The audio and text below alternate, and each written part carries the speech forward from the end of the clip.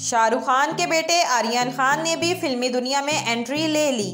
Media report के मुताबिक king Khan के बेटे ने अदाकारी नहीं बल्कि एक लिखारी के तौर पर बॉलीवुड के मैदान में कदम रखा। आर्यन खान ने खुद इंस्टाग्राम के जरिए उन्होंने पोस्ट शेयर की जिसमें मेज़ पर एक किताब है जिस पर आर्यन खान लिखा हुआ है। तस्वीर को शेयर करते हुए आर्यन ने कैप्शन में लिखा कि तहरीर ख़त्म हो गई, अब एक्शन कहने का इंतज़ार नहीं कर सकता, जिस पर शाहरुख खान और गौरी खान ने इनके लिए नेक तमन्नाओं का इजहार किया।